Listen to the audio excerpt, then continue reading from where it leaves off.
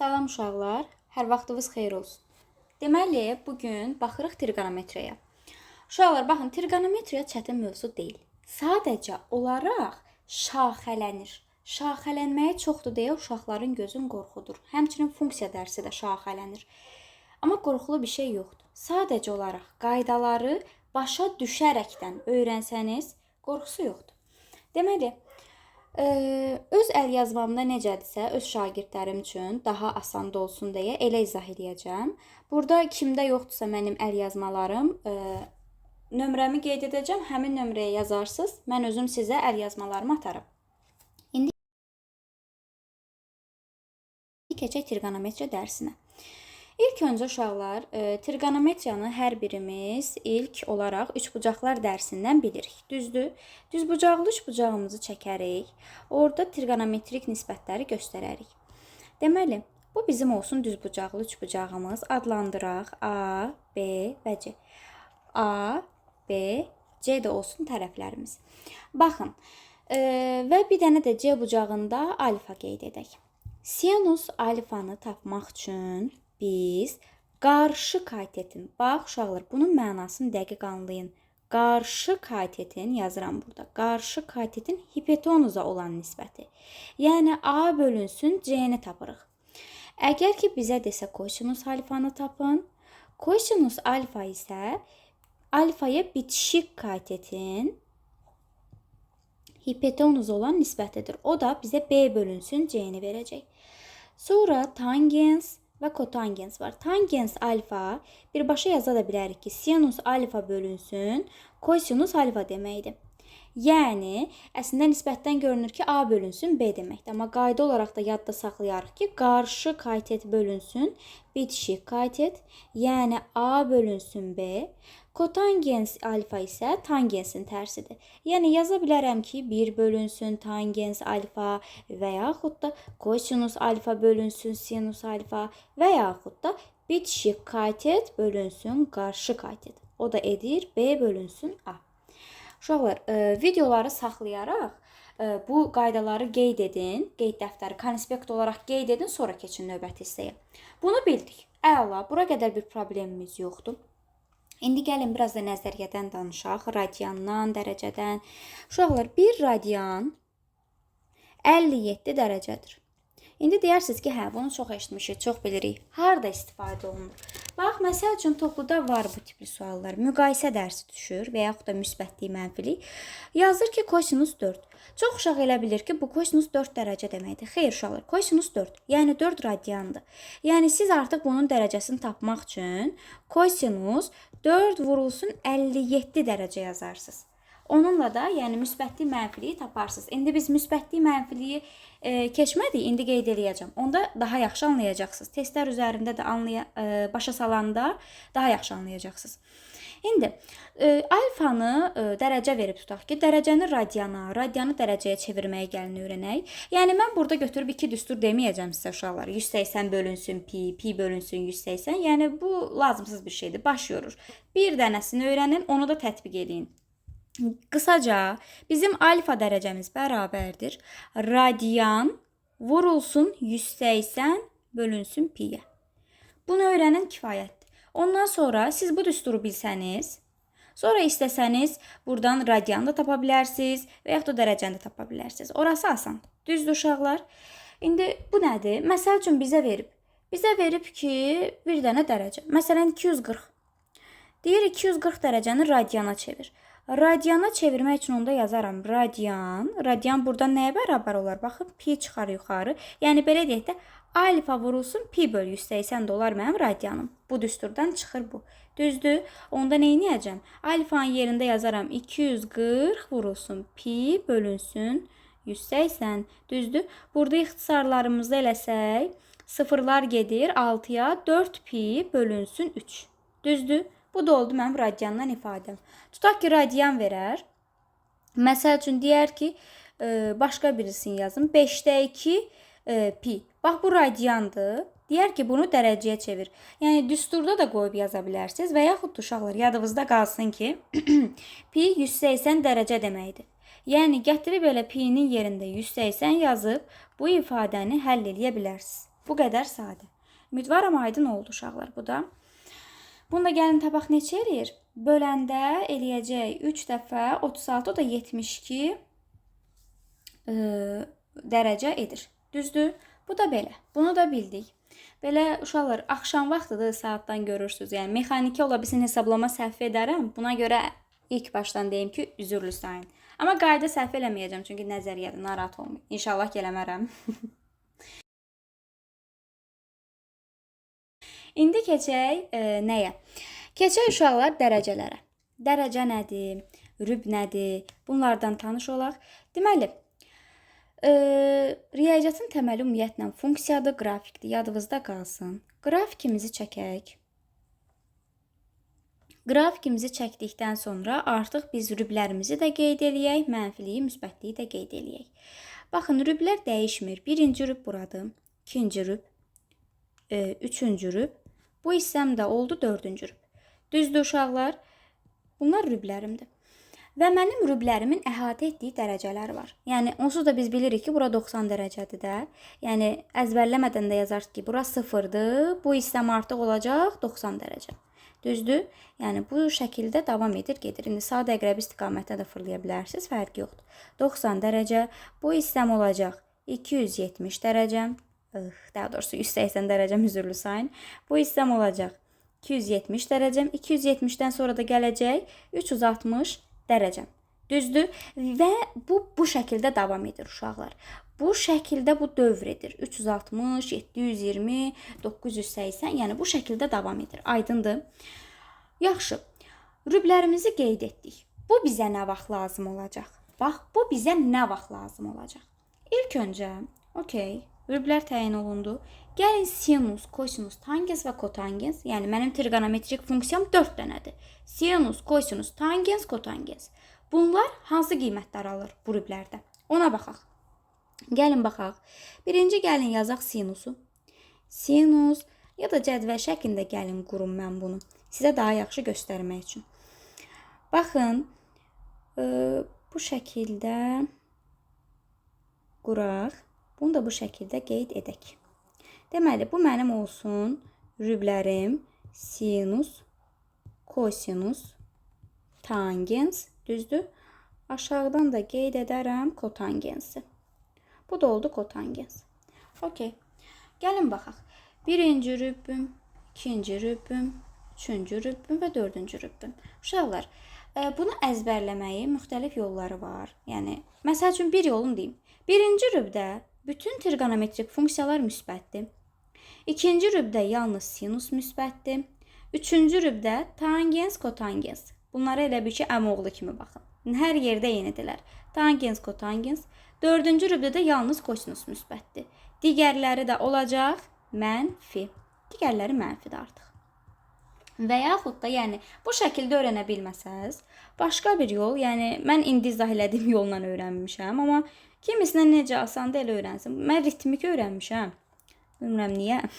Məsəl üçün, 1-2 sinus müsbət, 1-4 kosinus, 1-3 tangens, kotangens. Yəni, belə öyrənmişəm. Yəni, mən bunu ritm olaraq tez-tez öz-özümə deyirdim. Hətta, yəni, sinif yoldaşlarıma da elə öyrətməyə çalışırdım. 1-2, 1-4, 1-3. Belə. İndi kimə necə rahatdırsa, uşaqlar, elə öyrənsin. Yəni, baxın da, hər ikisini dedim. İndi desəz ki, ay mən bunu heç birini öyrənə bilmirik. Onda universiteti unut. Unut universiteti. Girmə universitetə. Belə. Yəni, ikisindən biri ilə öyrənməlisən. Yaxşı, rüblərimizi bildik. Müsbətliyi, mənfiliyi bildik. Lap gözəl. Bu bizə nə vaxt lazım olur? Hansı testlərdə lazım olur? Demək olar ki, uşaqlar, topluda, istənilən sualda o şəkildə də verir. Məsəl üçün verir, yəni deyir ki, müsbətliyi, mənfiliyi tap. Ya da müsbət funksiyanı seç, mənfi funksiyanı seç. Verib kosinus 220. Bir dənə də yazın burada sinus 750. Nə bilim, tangens olsun, neçə olsun bu da? 145 və s. Düzdür, bax, deyir ki, bunun mənfiliyi, müsbətliyin təyin elə. Yaxşı, gəl təyin eləyək. Kosinus 220. 220 hansı rübdədir uşaqlar? Baxın, 220, 180, 270. Düzdür, bu aralığa daxildir. Baxın, bu aralığa. Üçüncü rübdür. Kosinus üçüncü rübdə nə alırdı? Mənfi. Bunun cavabı oldu mənfi. Bunu bildik. Sinus 750. Hə. Artıq biz 360-a qədər demişik. Uşaqlar, 750 deyəndə elə 750-ni siz 360-a bölüb qalığı taparsınız. Bu da 2 dəfə düşür, qalığım 30 olur. Düzdür? Yəni 320, qalığım 30 olmalıdır. Səhvlik eləmirəmsə, inşallah ki. Yox, 720, qalığım 30 olmalıdır. Düzdür? Ay sağ ol. Onda bu 30 dərəcədir də. Yəni birinci rübə düşür. Baxın 0-dan 90 dərəcə. 30 dərəcə burada yerləşir. Düzdürmü? Birinci rüb. Onda nə oldu? Birinci rübdə mənim sinusum müsbət idi. Bunun da cavabını tapdıq. İkinci tangens 145 deyir. 145 hansı rübdədir? 90-180 aralığında. İkinci rüb tangens mənfi. Bu da mənfi. Yəni bu cür istifadə olunur uşaqlar. Mənfiliyi, müsbətliyin tap. Belə dərəcələri verəcək, bunları tapacağıq. Əgər ki 360-dan böyüksə nə edirdik? Bölürük 360-a, qalığı tapırıq. Bu qədər sadə. Yəni burada çətin bir şey yoxdur. Gözünüzü qorxutmayın. Yaxşı. Bunu da bildik, bunu da yoluna qoyduq. İndi trigonometrik funksiyalar dərsindən gedir söhbət. Təyin oblastı, qiymətlər oblastı. Biz bilirik ki, təyin oblastı x-in aldığı qiymətlərdir. Qiymətlər oblastı da y-in aldığı qiymətlərdir. Yəni funksiyanın özünün aldığı qiymətlər oblastıdır. Amma təyin oblastı belə deyək, arqumentin aldıqları da təyin oblastıdır. Yaxşı. Uşaqlar, yadınızda qalsın ki, sinusun və kosinusun təyin oblastını tap deyər. Yəni verər ki, sinus alfadır, kosinus alfadır, təyin oblastını tap. Təyin oblastı bunun artıq birbaşa cavab olaraq mənfi sonsuzluq, müsbət sonsuzluq. Məsəl üçün verib ki, sinus 5x-in təyin oblastını tap. Mənfi sonsuzluq, müsbət sonsuzluq qutardı, getdi. Burada başqa bir şey lazım deyil uşaqlar. Ancaq biri də var deyər ki, qiymətlər, bu təyin oblastıdır. Biri də var deyər ki, qiymətlər oblastını tap. Sinus alfanı, məsəl üçün sinus 5x-in qiymətlər oblastını tap. Və yaxud da kosinusun, sinusun, kosinusun qiymətlər oblastı mənfi bir parçasıdır uşaqlar. Məsəl üçün bu 3 sinus 5x olsa, onda sinus 5x elə mənfi 1 müsbət 1-dir. Ancaq bu 3-ə də vurulacaq. Yəni cavab olacaq mənfi 3 parçası. Bax, qiymətlər oblastından gedir ha söhbət. Yaxşı, sinus, kosinus budur. Ancaq ki, tangens, kotangens elə deyil. Tangens, kotangensin qiymətlər oblastı elə birbaşa mənfi sonsuzluq, müsbət sonsuzluqdur. Yadınızda qalsın. Yəni bütün həqiqi qiymətlər çoxluğu. Yaxşı, tangens, kotangens səslər mənfi sonsuzluq, müsbət sonsuzluq. Elə çox vaxtda qiymətlər oblastını soruşurlar, təyin oblastını soruşmurlar. Ancaq ki, deyirsiniz ki, müəllim, birdən təyin oblastını soruşar, tangensin, kotangensin. Uşaqlar, soruşmaz əslində. İndi buna 2x alın, keçin. Amma yenə də deyim, təyin oblastını soruşsa, bilin ki, burada indi alfamız fərqli olmalıdır. 90 dərəcə üstə gəlinsin pi k-dan. Bunu belə yadınızda saxlayın ki, düşməyəcək, yenə deyirəm. Kotangens alfada fərqlidir. Pi üstə gəlinsin pi k-dan. Yəni bu. Bu məlumatı da götürün, yəni nə edirsiniz eləyin, lazım olmayacaq. Təsəvvürən düşür imtahana. Düşməz amma, yox, yəqin ki, inşallah ki. İndi bir də uşaqlar, məsəl üçün biz indi mənfi bir parçasını qeyd etdiyi bir dənə belə bir sual düşür. 5 sinus 3x üstə gəlinsin 9 kosinus 4x. Amma yox, arqumentlər eyni olmalıdır, 3x. Düzdür. Deyir ki, bunun qiymətləri oblastını tap. Uşaq da deyir ki, hə, da sinus, kosinus mənfi 1 də qiymət alır, gətirim qoyum yerinə, xeyr. Elə bir şey yoxdur. Özünüzdən oqqa çıxartmayın. Uşaqlar, ortada cəm var. Elə bir şey yoxdur. Əgər bu tək olardısa, hə, nəsə eləyə bilərdik. Amma tək deyil. Ona görə də belə eləmirik. Bunun öz düsturu var. Əgər 2 dənə trigonometrik funksiyanın cəmin veribsə və sinusdan, kosinusdan gedir söhbət, bunun düsturu var. Yazıram. Məsəl üçün, sizə veribsə A sinus x üstə gəlinsin B kosinus x-in qiymətləri oblastını tap. Cavab olacaq kök altında müsbət mənfi, yəni mənfi kök altında a kvadrat üstə gəl b kvadratı, bir dəfə də müsbət kök altında a kvadrat üstə gəl b kvadrat. Bu da bir cavab. Yaxşı, indi məsəl üçün bunu tapmaq istəsək, 81 üstə gəl 25 olacaq. Yəni, bu da kökdən çıxmır da. İndi gəlin kökdən çıxan ədədlər deyək. Bu olsun 3, bu olsun 4. Buradan nə çıxır? 5 çıxır da kökdə, düzdür? Olacaq mənfi 5 parçası. Bu qədər sadə. Başa düşdünüz? İndi oradan hə deyən yoxdur, ümidvaram ki, hə. Sonra gələk trigonometrik funksiyaların təkliyinə və cütlüyünə. Təklik nədir, cütlük nədir? Ümumiyyətlə, bayaqları nə dedik? Trigonometrik funksiya deyəndə ağlınız çaşmasın. 4 ədəd bizim trigonometrik funksiyamız var. Sinus, kosinus, tangens, kotangens. Və yalnız bunlardan kosinus cütdür. Digər hər biri təkdir. Tək funksiyada olmaq nə deməkdir uşaqlar? Tək olmaq mənfini qarşı götürmək deməkdir. Yəni sinus tutaq ki, mənfi 70 veribsə, bu mənfini atacaq qabağa olacaq mənfi sinus 70. Yəni bu olacaq. Amma kosinus nə edir? Bütün dərdi özünə götürür. Kosinus mənfini udur. Yəni kosinus mənfi 20 olarsa, o mənfini özündə götürəcək. Olacaq kosinus 20. Yəni heç nə olmamış kimi davranacaq ay uşaqlar. Yəni kosinusu vətsiz biri kimi qəbul edin, belə yadınızda saxlayın. Çətin bir şey deyil amma. Bunu da belə bildik. Sonra gələk dövr məsələlərinə. Dövr nədir? Ya Allah, bu da elə düşür, amma belə deyim, trigonometrik funksiya da birinci bölmədə yoxdur bu. Yəni bilirsiniz hansındadır? Tangens, kotangens var. Üçüncü bölmədir deyəsən. Trigonometrik funksiyada üçüncü bölmə. Bax orada düşür ki, sinus məsəl üçün 5x-in dövrünü tap, kosinus 4x-in dövrünü tap. Bax orada düşür. Və dediyim kimi videoları saxlayın, izahı başa düşmüsünüzsə, qeyd eləyin, konspekt olaraq götürün özünüzdə. Ondan sonra mənim əl yazmama baxın. Yaxşı, boş-boş yəni ekran qarşısında oturub baxmayın kinoya baxar kimi. Davam eləyək.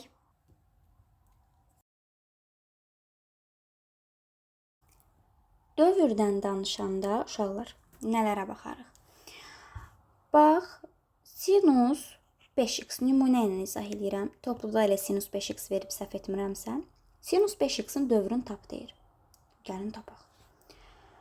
Qaydamıza əsasən, gəlin düsturumuzu yazaq, sonra nümunə üzərində izah edeyim, düzdür? Məsələn, sinus n-ci dərəcədən bir x verib, bir nə bilim kx olsun. Deyir ki, bunun dövrünü tap. Bunun dövrü əgər n tək ədəddirsə, baxın, n tək ədəddirsə, onda mənim periodum olur 2pi bölünsün modulda k. Əgər n cüt ədəddirsə, mənim düsturum olacaq pi bölünsün modulda k. Yadda qalar. Gəlin, indi baxaq buna. Məsələn, sinus 5x üstü nədir? 1. Tək ədəd. Onda cavab olacaq 2pi bölünsün k. Yəni 5x-in əmsalı. Əgər ki, bu sinus kvadratı olsaydı, sinus üstü 4 olsaydı, onda cüt dərəcədir. Onda cavab olacaqdı pi bölünsün modulda k. Yəni 5. Budur. Bu sinusdur. Kosinusda da belədir. Yəni sinus, kosinus eynidir uşaqlar. Tangenslə kotangensdə isə fərqi yoxdur. İstəyir tək dərəcə olsun, istəyir cüt dərəcə olsun. Cavab olur pi bölünsün modulda k. Yəni tutaq ki, tangens 10x verir. Bunun dövrü elə pi bölünsün 10'dur. Qutardı, getdi. Yəni bunu yadınızdan çıxartmayın uşaqlar. İndi mən sizə nə deyirəm? Məsəl üçün bir dənə funksiya da verməyə bilər. Yəni bir dənə sinus 5x verməz də, cəm verər, hasil verər. Yəni yadınızda qalsın. Ümumiyyətlə trigonometriyada hasil veribsə, siz onu bir dənə funksiyaya gətirməlisiniz. Yaxşı. Məsəl üçün yazaq ki, sinus 2x üstə gəlinsin məsələn kosinus 4x. Bax, belə bir ifadə verər. Deyər ki, bunun dövrünü tap, periodunu tap. Düzdür? İki yol var. İki seçim. Birinci yol asan yoldur. İkinci yol çətin yoldur. Soruşsaz ki, mən hansını gedirəm ikincini. Niyə bilmirəm. Amma birincini gəlin deyim, ikincini də deyim. Birinci yol burada əkob tapmaqdır. Yəni əkob dediyim də nə? Məsəl üçün, gəlin birinci yola baxaq. Sinus 2x-in dövrünü gəlin tapaq. Dövrü nədir? Bu tək dərəcədir. Tək dərəcədə bayaqları nə dedik? Bunun dövrü nə olmalıdır tək dərəcədə? 2pi bölünsün k. Düzdür? 2pi böl modulda k. K da 2'dir. Yəni 2 pi bölünsün 2. Burada 2'lər də gedir. Cavab qalır pi. İkincinin dövrünü tapaq. Kosinus 4x yenə də tək dərəcədir. Yenə də olacaq. 2 pi bölünsün modulda k. 2 pi bölünsün 4. Burada da onlar gedir. Qalır pi bölü 2. Artıq mən bunun dövrünü tapmaq üçün əkobdan istifadə edirəm. Əkob. Yəni pi-dən pi bölü 2 əkob tapıram. O da yəni görünür ki pidir də cavab. Yəni əkob pidir. Natural ədədlər dərsindən qoy düsturunda yazılmışlar. Yəni natural ədədlər dərsindən bilməyənlər üçün. Əgər kəsr veribsə sizə, məsəl üçün əkob A-da B, bir də B-də A, daha doğrusu bir də C bölü D versin. Biz bu ifadəni tapmaq üçün əkob AC bölünsün əbob B, D düsturundan istifadə edirik. Yadımızda qalsın. Yaxşı. Bu düsturdan istifadə edib bunu tapırıq. Əslində açıq-aşkar da görünür cavabın pi olduğu, amma yenə də düsturda indi yazdıq. Bu da belə. Hə, indi ikinci yol nədir? İkinci yol biraz uzun yoldur. Təxmini deyəcəm, axırına qədər getməyəcəm. Çünki saat axşamdır, mənim də yuxum gəlir. Yuxum gəlməsəydi gedərdim. İkinci yolda uşaqlar əvəzləmə, trigonometrik eynilik. Əslində çox uşaq bildi hansı yolu deyirəm. Yəni trigonometriya bilənlər. Kosinus 4x-i əvəzləyərəm. Yəni kosinus 2x kimi. Elə bir ki kosinus 2 alfanın düsturu var. Düzdür. Kosinus 2 alfanın düsturu necə idi? 1 çıxılsın 2 sinus kvadratı alfa. Düzdür. Yəni trigonometrik eynilikdir bu. Birazdan indi qeyd eləyəcəm onda. İndi kosinus 4x-in onda açılışı necə olar? 1 çıxılsın 2 sinus kvadratı 2x. Gətirərəm burada kosinus 4x-in yerində qoyaram. Sonra sinus 2x-a bir dənə t əvəzləməsi deyib burada kvadratik tənliyi alaram. Və o yolla da gedərəm. Biraz uzundur, amma belə deyim də, əslində işlək vəziyyətdə olan budur. Yəni əkobu düzdür, imtahanda düz götürərlər. Amma açıq sual düşsə yaxşı olar ki, bu yolla gedəsiniz. Qoy görsünlər ki, siz nəsə bilirsiniz, siz professorsınız. Ona görə bu yolla getsəz daha yaxşı olar. Dövrdə belə uşaqlar. Sonra artıq biz danışa bilərik çevirmədən, danışa bilərik eyniliklərdən. Gəlin eynilikdən danışıb sonra mı çevirməyə keçim? Gəlin çevirməni deyək. Çevirmə nədir? Çevirmə düsturları, yəni çox sadə düsturlardır uşaqlar. Məsələn, biz bilirik ki, müəyyən dərəcələr var ki, məsələn 30 dərəcə, 60 dərəcə, 90 dərəcə, 180, 45. Bunların nəyi var? Qiymətləri var trigonometrik funksiyanın cədvəlində.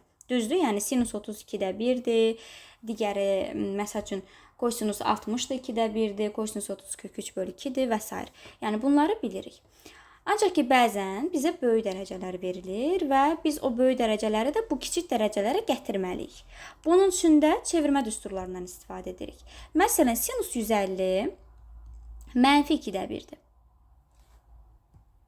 Yox, daha doğrusu elə. Məsələn, sinus 150 2-də 1-dir. Niyə? Nəyə əsasən? Yəni, gəlin onun niyəsini sübut edək də. Sinus 150-ni çevirmədə yadınızda qalsın.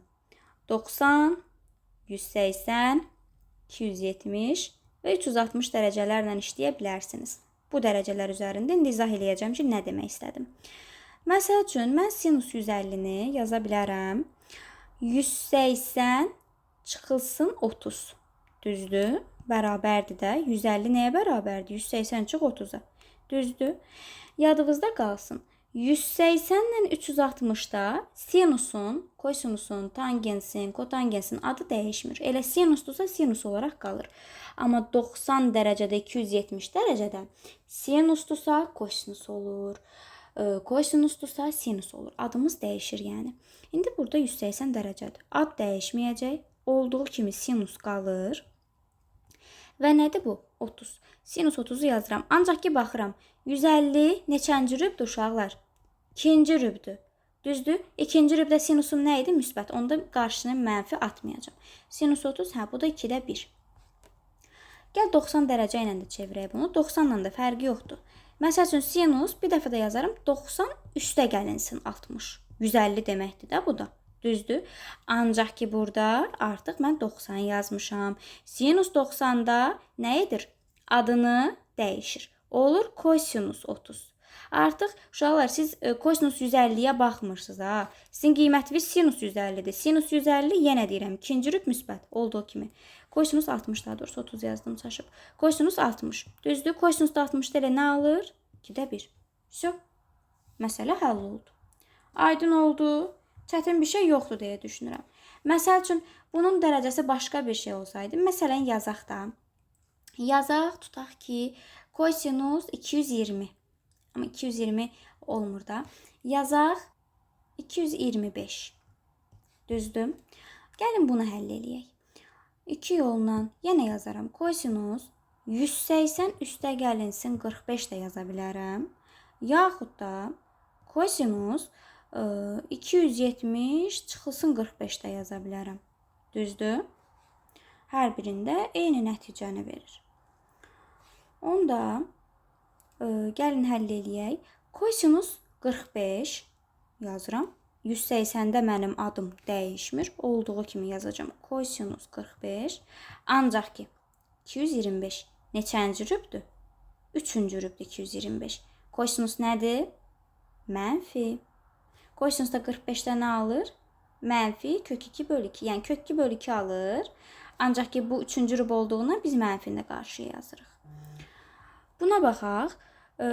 Kosinus 270. Adım dəyişəcək. Olacaq. Sinus 45. Ancaq 3-cü rübdür. Sinus mənfi. Onsuz da bunların dərəcələri də bir-birinə bərabər idi. O da mənfi kök 2 bölü 2 olacaq. Çevirmə düsturu da bu qədər uşaqlar. Bax, burada da çətin bir şey yoxdur. Bundan sonra gəlir toplama düsturları. Yəni mən uşaqlar toplama düsturlarını, hasilin cəmə çevrilməyi, cəmin hasilə çevrilməyi bunları yazmayacağam. Çünki bunlar düsturdur. Yəni mənim əl yazmamdan da və yaxud da başqa bir qaydadan da öyrənə bilərsiniz. Ona görə yazmayacağam. Amma arqument düsturlarını gəlin yazaq. Arqument düsturları yaza-yaza öyrənsəz yaxşı olar. Sinus 2 alfa bərabər idi. 2 sinus alfa kosinus alfaya. Ki mən kvadrat da yaza bilərəm. Sinus kvadrat 2 alfa. Onda artıq 4 sinus alfa kosinus alfa olur. Təbii ki, bunlar da kvadrata yüksəltilir uşaqlar. Yadınızda qalsın. Ondan sonra sinusla bu. Yəni burada məsəl üçün indi gəlin bunları aparım. Məsələn burada sinus alfa vurulsun, kosinus alfadan da çox istifadə olunur. Belə bir ifadə verirsə, onda cavab nədir? 2-ni keçirsəz aşağı, 2-də 1 sinus 2 alfaya bərabərdir. Yəni bu əvəzləməni çalışın ki, görəsiz uşaqlar. Görsəz yaxşı olacaq. Sonra tangenslə, kotangenslə bağlı da bu arqumentləri əzbərləyin. Kosinus 2 alfa ilə bağlı da arqumentləri əzbərləyin. Yəni dediyim kimi düsturlarda yazmağa açığı heç ehtiyac yoxdur. Ona görə yazmıram. Sonra burada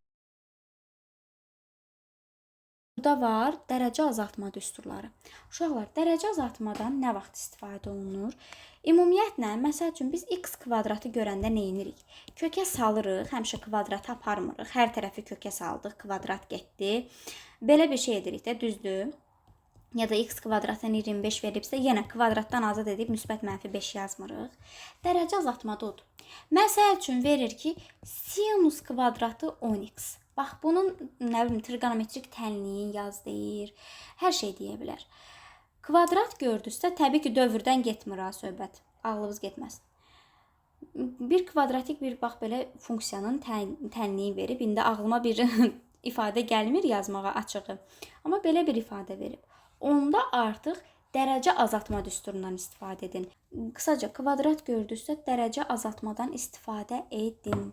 Onda düstur çıxacaq ortaya. Özünüz də görəcəksiniz ki, nə demək istəyir. Yaxşı. Yəni dərəcə azaltma düsturları da heç çətin düsturlar deyil. Demək olar ki, hər biri bir-birinə oxşardır. Sinus kvadratı alfa 1 çıxılsın kosinus 2 alfa bölünsün 2 deməkdir. Kosinus kvadratı alfa bərabərdir 1 üstə gəlinsin, daha doğrusu kosinus 2 alfa bölünsün 2 də bu deməkdir. Tangens kvadratında da bir dəfə yuxarıda çıxmağı, aşağıda toplamağı, kotangensi də tərsinə. Yəni dediyim kimi çətin bir şey yoxdur uşaqlar. Bu dərəcə azaltmada. Cəmin hasilə çevrilməyi, hasilin cəmə çevrilməyi artıq bunlar uşaqlar düsturlardır. Yəni burada izah etməli olduğum bir şey yoxdur deyə düşünürəm. Trigonometrik eyniliklərdən heç danışmadım. O saat getdim dərəcə azaltmaya. Trigonometrik eyniliklər bunlar da düsturlardır. Yəni tangens alfa vurulsun. Gedib öz dövrümdəki kimi yazıram. Tangens alfa vurulsun, kotangens alfa bərabərdir 1-ə. Düzdür. Ən çox istifadə olunan sinus kvadratı alfa üstə gəlinsin, kosinus kvadratı alfa bərabərdir 1-ə. Sonra bu düsturda çox istifadə olunur. 1 üstə gəlinsin, tangens kvadratı alfa bərabərdir 1 bölünsün kosinus kvadratı alfaya, 1 üstə gəlinsin, kotangens kvadratı alfa bərabərdir 1 bölünsün sinus kvadrat alfaya. Necə yadda saxlayarsınız uşaqlar? Tangensin məxrəcində kosinus olur, kotangensin məxrəcində sinus. Yəni bu şəkildə yadda saxlaya bilərsiniz. Bu da belə. Tərs funksiyadan danışsaq uşaqlar, tərs funksiya buraxılışa düşmür, onu qeyd edeyim. Yəni 3-cü qruplar və 4-cü qruplar siz keçə bilərsiniz. Birlər və ikilər. Siz qalın. Siz də bu yolu seçmisiniz. Uşaqlar, ark çətin bir şey deyil amma. Məsəl üçün, ark tutaq ki, sinus 30 verib, düzdür? Bu o deməkdir ki, yəni bunun qiymətindən. Ark sinus 30-un qiyməti nədir? 2-də 1. Sinus 30-dan alır 2-də 1. Bunu tap deyir. Amma bir də var ki, deyir ark sinus 30. Baxın, ark tərs deməkdir də. Yəni arkla sinus 30 veribsiniz, yəni 30 dərəcə veribsiniz, hə deyir ki, radianı yaz bura. Dərəcəni yazma, radianı yaz. Amma bura baxın indi, görün burada nə var? Ark sinus və təzədən sinusun içində yenə dərəcə. Baxın, tərs və tərs. Artıq yenə gəlir tərs açıqlayır. Elə 30 dərəcənin özünü istəyir. Bunun da düsturları var uşaqlar. Yəni əl yazmamda bunlar da mövcuddur. Ona görə bundan da qorxmayın, çox asandır. Gələk çıxaq trigonometrik tənliklərə. Ən asan dərsdir trigonometrik tənliklər. Deməli, yolunu bilsəz kifayətdir. Gələk sinusa. Sinus x ümumiyyətlə sinus x-in düsturu olacaq belə. Bizim x-imiz, yəni tənliyimiz bərabərdir. Düsturumuz -1 üstü k vurulsun. Ark sinus a, yəni bərabərdirsə bu bir a-ya. Ark sinus a üstə gəlinsin pi k. Yəni sinus x-in dövrü pi k-dır. Ancaq ki, bəzi istisna hallarımız da var. İskuliçeniya hallarımız var. Həmin hallar nədir? Hansılardır? Gəlin yazaq. Birincisi, sinus x bərabərdir 0 olarsa, bizim x-imiz pi k-ya bərabərdir. Elə bunun özünə. Sinus x-im bərabərdir 1 olarsa, bunlar istisna hallardır uşaqlar. X bərabərdir pi bölü 2 üstə gəlinsin 2 pi k-ya. Bax, 1 ilə -1 də uşaqlar 2 pi k-dır. Sinus x-im -1 olarsa, onda da olacaq x-im bərabərdir baxın, -1-ə görə -pi bölü 2 üstə gəlinsin 2 pi k. Ancaq digər dərəcələr asandır. Məsəl üçün yazıram. Artıq digərlərin birini yazacağım, digərlərin özünüz yaza biləcəksiniz. Tutaq ki, sinus x bərabərdir nə versin? 2-də 1 versinmi? 2-də 1-i tapaq. 2-də 1 bərabərdir, x bərabərdir. Düsturuma baxın. -1 üstü k vurulsun. Ark sinus a deyirsə, baxın, 2-də 1-in tərsini istəyir. Yəni dərəcəsini istəyir. Çevrəndə nə olacaq? Sinus a 2-də 1 alır, pi böl 6-da. Pi böl 6 üstə gəlinsin nə? Pi k. Düzdür? Əgər ki, bu -2-də 1 olarsa, onda olacaq k üstə gəlinsin 1 vurulsun pi böl 6 üstə gəl pi k. Aydın oldu. Bu sinusdur. Sinusla paralel uşaqlar tangensi də izah eləmək istəyirəm. Niyə? Çünki oxşuyurlar. Yalnız onu deyim ki, sinus x-in də dövrü pi k-dır. Tangensin də, kotangensin də dövrü pi k-dır uşaqlar. Yadınızda qalsın. Niyə amma bir izah eləmək istədim? Məsəl üçün, tangens x-im da 1 olsun, bir də -1 olsun.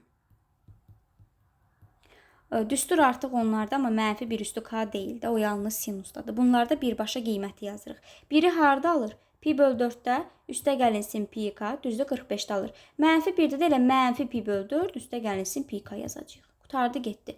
Məsəl üçün kök 3 böl 3 olsun. Düzdür, kök 3 böl 3'ü harda alır? Pi böl 6-da, düzdür. Yazacağım elə pi böl 6, üstə gəlinsin pi k. Əgər ki mənfi olarsa, mənfi pi böl 6, üstə gəlinsin pi k. Gəlin keçək kosinusa, kotangensə. Dediyim kimi kosinusda da istisna var, amma tangenslə kotangensdə yoxdur. Kosinusda istisna bir haldadır uşaqlar. Gəlin yazaq. Kosinus x bərabərdir a. Burada da x bərabərdir müsbət mənfi arq kosinus a üstə gəlinsin, amma kosinusun dövrü 2 pi k-dır. Düzdür. Kosinus x-in yalnız 0 halında istisnası var. 0'ı x bərabərdir pi böl 2 üstə gəlinsin pi k-da alır. Amma digər qiymətləri, məsəl üçün 1 olsun. 1'i elə birbaşa 2 pi k-da alacaq. Amma mənfi 1 olarsa x-in bərabərdir 180 ilə toplayacağım dövrünə görə. Pi üstə gəlinsin 2 pi k. Yadınızda qalsın. İndi gəlin 2-də 1-i, mənfi 2-də 1 izah edeyim. Kotangensdən oxşayır. Kosinus x-in 2-də 1 halı pi bölünsün 3-dədir. Düzdür? Yazacağım. Müsbət mənfi, baxın, müsbət mənfini yazmasaz misalı səhvdir. Müsbət mənfi pi bölünsün 3, üstə gəlinsin 2 pi k-dır. Ancaq ki, kosinus x-in mənfi 2-də 1 olarsa, mənfi 2-də 1 halı, o artıq x bərabərdir. Pi çıxılsın pi böl 3 olur. Pi çıx pi böl 3. Birdən çıxın həmişə. Yəni, müsbət mənfi 2 pi bölünsün 3 olacaq cavabınız. Üstə gəlinsin 2 pi k. Digərləri də bu şəkildə davam edir uşaqlar. Yadınızda qalsın. Kotangens də belədir. Yalnız kosinusda qarşıda müsbət mənfi həmişə yazılır. Ancaq kotangensdə yazılmır. Məsələn, kotangens x-in 1 halı x bərabərdir pi böl 4 üstə gəlinsin pi k-dır. 45'də alır da biri. Ancaq ki, mənfi 1 halı pi çıxılsın pi böl 4. Yəni, olacaq 3 pi bölünsün 4 üstə gəl pi k. Və digərləri də bu şəkildə davam edir. Gördünüz? Yəni, trigonometriyada ümumiyyətlə çətin bir şey yoxdur uşaqlar. Sadəcə olaraq düsturları qəşəng yazaraq öyrənmək lazımdır. Diqqətli olmaq lazımdır. Fikir vermək lazımdır. Dediyim kimi, əlaqə nömrəsi gəlin burada qeyd edim. Aşağıda da yazarım. 55 603 15 95 adım Aytaçdır. Yaza bilərsiniz. Və ümidvaram ki, başa sala bildim uşaqlar. Hər birinizə uğurlar arzulayıram. Növbəti videomuzda hansı mövzu olsun istəyirsinizsə, bunu şərhlərdə bildirə bilərsiniz. Sağ olun, sağlıqla qalın. İnşallah imtahanda çox uğurlu olarsınız.